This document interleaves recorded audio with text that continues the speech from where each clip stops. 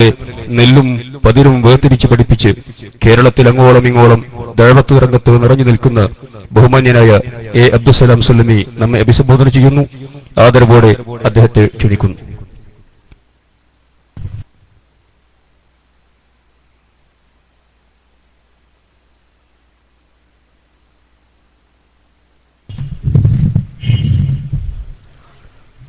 അസ്സലാമു അലൈക്കും. അൽഹംദുലില്ലാഹ് സ്വല്ലല്ലാഹു അലാ നബിയിനാ മുഹമ്മദിൻ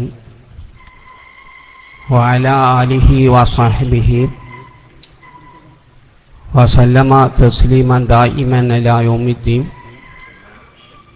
അമ്മാ ബഅദു ഫത്തഖുല്ലാഹ ഇബാദല്ലാഹ്. അഊദു ബില്ലാഹി മിനശ് ശൈത്വാനിർ റജീം. ബിസ്മില്ലാഹിർ റഹ്മാനിർ റഹീം. ഇന്നാ ഫതഹ്നാ ലക ഫതഹൻ മുബീന.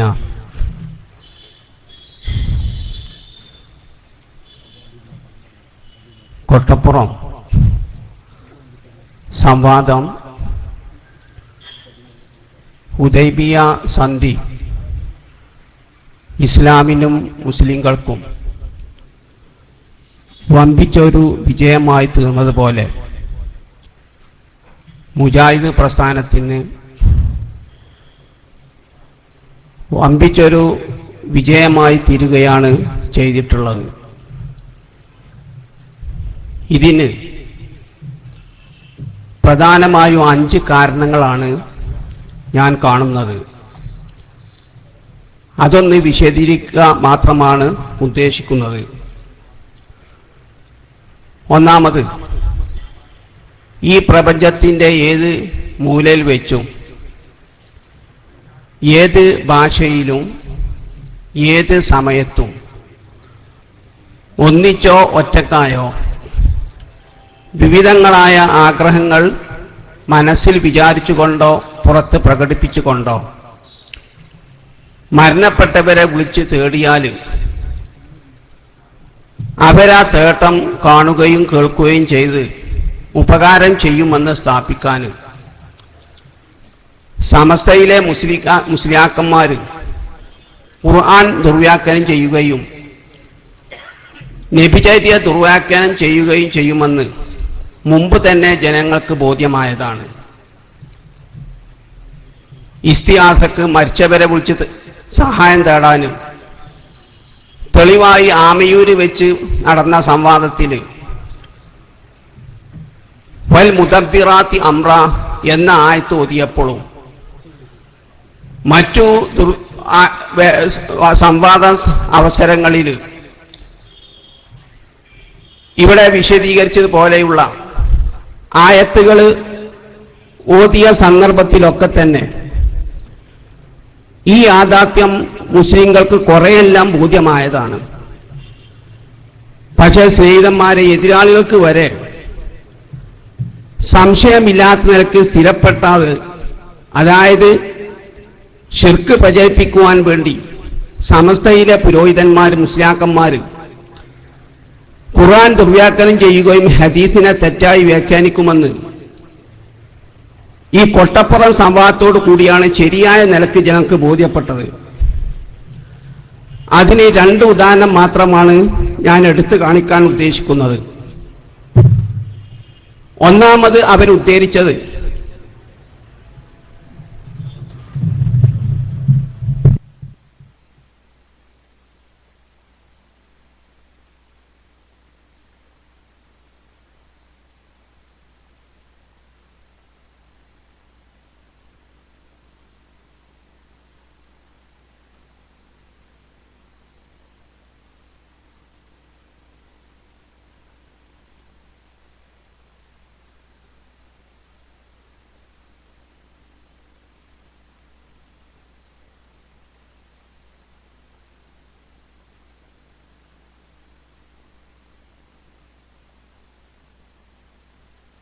വഹിയിലൂടെ അറിയിച്ചു കൊടുത്തുന്ന ഭൂമിയിലെ ഖജനാവിന്റെ താക്കോല് എനിക്ക് തന്നെന്ന് പറഞ്ഞാൽ ഊത്തിയിട്ട് എനിക്ക് നൽകപ്പെട്ടത് പറഞ്ഞാൽ അതുകൊണ്ട് ഉദ്ദേശിക്കുന്നത് പിൽക്കാലത്ത് മുസ്ലിം ലോകത്തിനുണ്ടാവുന്ന വിജയം, അതിനെക്കുറിച്ചുള്ള വഹി നബിക്ക് നൽകപ്പെട്ടെന്ന.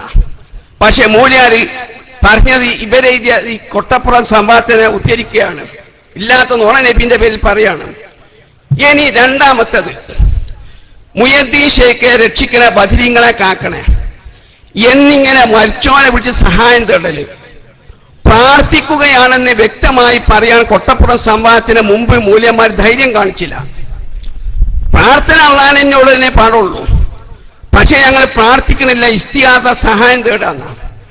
പക്ഷെ കൊട്ടപ്പുറം സംവാദം കൂടി വിളിച്ചു, യാഥാർത്ഥ്യം അവർ അംഗീകരിച്ച് ഞങ്ങൾ പ്രാർത്ഥിക്കുക തന്നെയാണ് എന്ന് പറഞ്ഞു. അത് ഇവരെഴുതിയ ഈ പുസ്തകത്തിലെ ചില വരികൾ ഞാൻ വായിച്ചിട്ട് നിങ്ങൾക്ക് കേൾപ്പിച്ചു തരാം. അവരെന്നെ പറഞ്ഞതാണ്.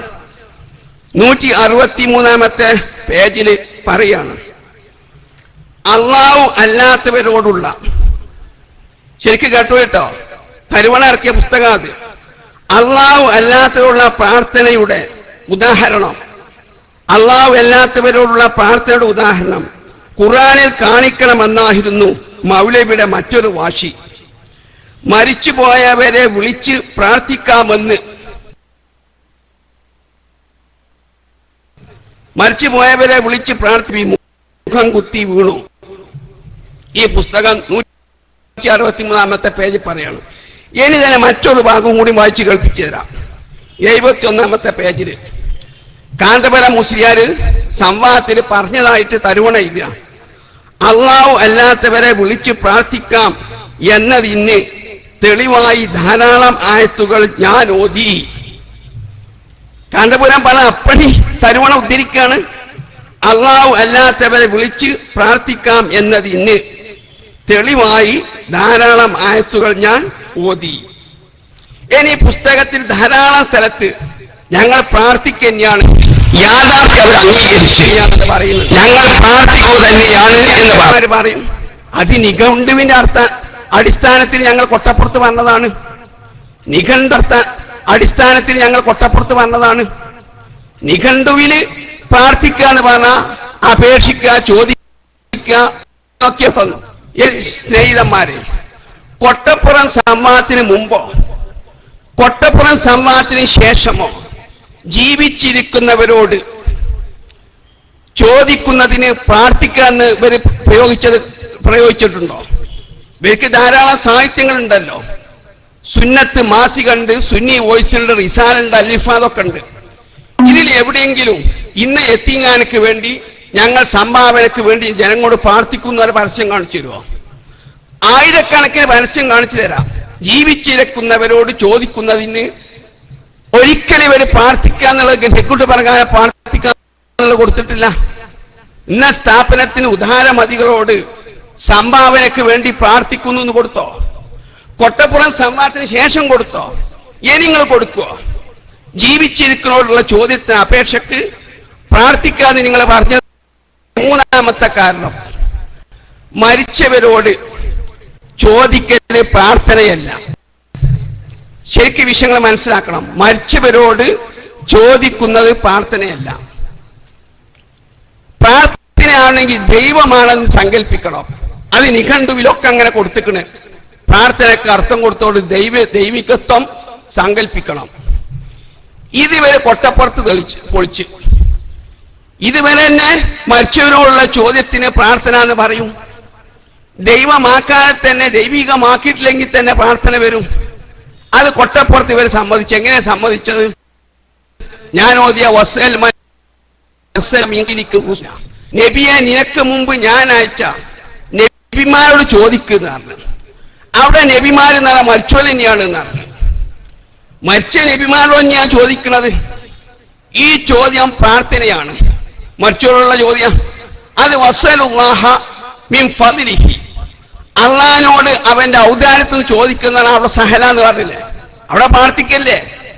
അതേമാതിരി തന്നെയാണ് ഇവിടെയും എന്ന് പറഞ്ഞത്. മന്നർസൽനാ മിൻ ഖബലിക എന്ന് പറഞ്ഞ് മരിച്ചവരെന്ന് അർത്ഥം വെച്ച്.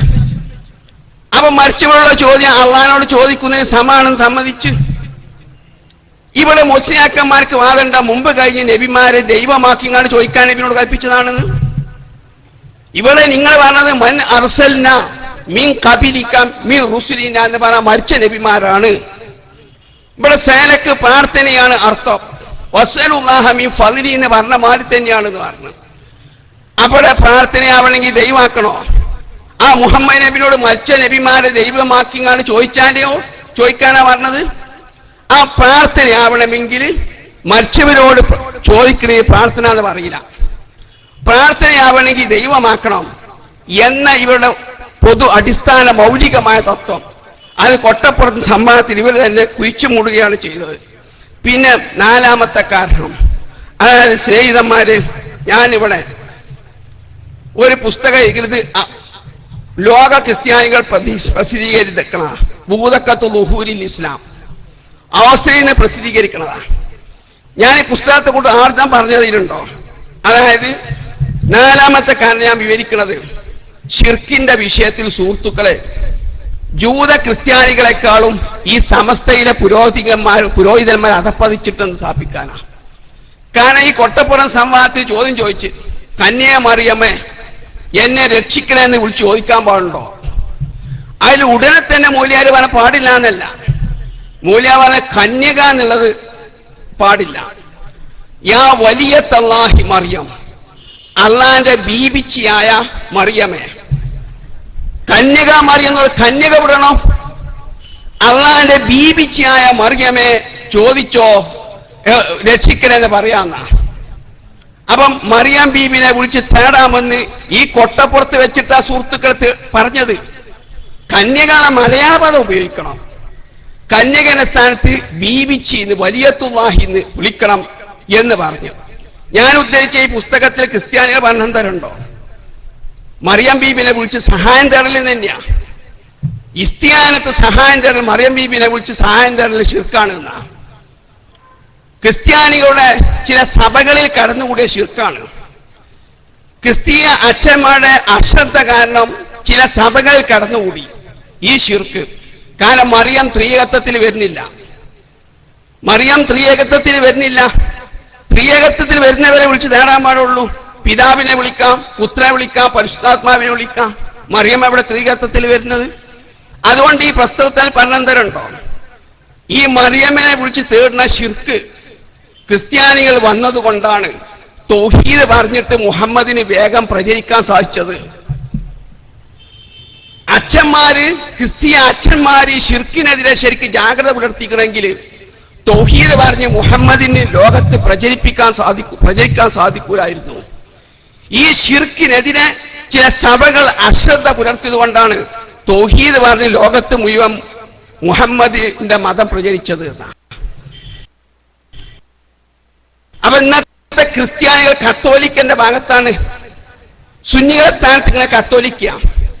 ആ കത്തോലിക്ക വരെ സ്നേഹിതന്മാരെ സമ്മതിക്കുന്നുണ്ട് മറിയം ബീബിനെ വിളിച്ചത് ശിർക്കാണ് എന്ന്. പക്ഷെ അത് ഈ കൊട്ടപ്പുറത്ത് വെച്ചിട്ടാണ് മൂല്യാര് പ്രഖ്യാപിച്ചത്. കന്യക എന്നുള്ള മലയാളം വാക്ക് തിരിയില്ലേ. അതുകൊണ്ട് മലയാളം പഠിച്ചോനെ തിരിയാത്തത് കൊണ്ട് കന്യക എന്ന് വിട്ടിട്ട് ബീബിച്ചിയായ മറിയം എന്നെ സഹായിക്കണമെന്ന് വിളിച്ച് തേടാന്ന്. പിന്നെ അഞ്ചാമത്തെ കാരണം തവസ്സിന്റെ അവിടെ വിശദീകരിച്ചു. അതായത് മുജാഹിദ് പ്രസ്ഥാനത്തെ എതിർക്കാൻ വേണ്ടി ആദ്യകാലത്ത് സമസ്ത പ്രസിദ്ധീകരിച്ച അടിസ്ഥാന ഗ്രന്ഥമാണ് റദ്ദുൽ വഹാബി, വഹാബികളെ എണ്ണിക്കല്. അതിൽ പറഞ്ഞത് വബുത്തവും ഇലൈഹിൽ വസീല, പടച്ചോനിലേക്ക് വസീലിനെ തേടി എന്ന് പറഞ്ഞാല് വസീല എന്ന് പറഞ്ഞാൽ ഉരുത്തിരിഞ്ഞ് കാണുന്ന മഹാന്മാരുടെ ഘട്ടാണ്. പുണ്യകർമ്മം എന്ന് വെക്കാൻ പാടില്ല എന്നാ പുസ്തകത്തിൽ പറയുന്നത്. പുണ്യകർമ്മം വെക്കൽ നെഹ്വിന് ഗ്രാമർ തെറ്റാണ് എന്നാ. വസീലയിൽ പുണ്യകർമ്മം പെടുമെന്ന് വെക്കല് റദ്ദുൽ വഹാബിന് പറയുന്നത് അത് നെഹവിയായ മിസ്റ്റിക്കാണെന്നാ. ഇവിടെ വസീലയ്ക്ക് എന്തർത്ഥേ വെക്കാൻ പാടുള്ളൂ? ഉരുത്തിരിഞ്ഞ് കാണുന്ന മഹാന്മാരുടെ തടി ജഡെന്ന് വെക്കണം. എന്നാ കൊട്ടപ്പുറ സംവാദത്തിൽ അഡ്ജസ്റ്റ്മെന്റിൽ വന്നു മൂലിയാര് എന്ന് പറഞ്ഞാൽ നിങ്ങൾ പറയുന്ന മാതിരി വസീലയിൽ പുണ്യകർമ്മം പെടും, ഞങ്ങൾ പറയുന്ന മാതിരി മരിച്ചുപോയ മഹാന്മാരും പെടും. രണ്ടൊരു അഡ്ജസ്റ്റ്മെന്റ് നടത്താനെത്തി കൊട്ടപ്പുറം സംവാദത്തിന്. പക്ഷെ അതിനു മുമ്പ് അഡ്ജസ്റ്റ്മെന്റ് പാടില്ല. വസീലയ്ക്ക് അള്ളാഹിലേക്ക് വസീലിനെ തേടുക എന്ന് പറഞ്ഞാൽ അവിടെ പുണ്യകർമ്മം എന്ന് വെച്ചാൽ നെഹ്വിയായ തെറ്റാണെന്ന് അബ്ദുൽ വഹാബി കൊടുത്ത് നോക്കി അതിൽ പറയുന്നത് കാണാം. ഇത്തരം 5 കാരണം കൊണ്ടാണ് ഞാൻ പറഞ്ഞത് ഹുദൈബിയ സന്ധി പോലെ ഈ കൊട്ടപ്പുറ സംവാദം മുജാഹിദ് പ്രസ്ഥാനത്ത് വമ്പിച്ച വിജയമായിരുന്നു എന്ന് റബ്ബനാ ആതിനാ ഫിദ്ദുനിയ ഹസന വഫിൽ ആഖിറതി ഹസനത വഖിനാ അദാബന്നാർ റബ്ബനാ അഫ്രി അലൈനാ സബ്റൻ വസബ്ബിത് അഖ്ദാമനാ വൻസുർനാ അലൽ ഖൗമിൽ കാഫിരീൻ. ആദർശ വ്യതിരിക്തത പ്രമാണങ്ങളുടെ വെളിച്ചത്തിൽ വിശദീകരിച്ചു തന്ന ആദരണീയനായ ഗുരുനാഥനും കൃതജ്ഞത രേഖപ്പെടുത്തുന്നു. കിതാബുകൾ സ്വന്തം ഉസ്താദുമാർ വിശദീകരിച്ചത് ശരിയല്ല എന്ന് ബോധ്യപ്പെട്ടപ്പോൾ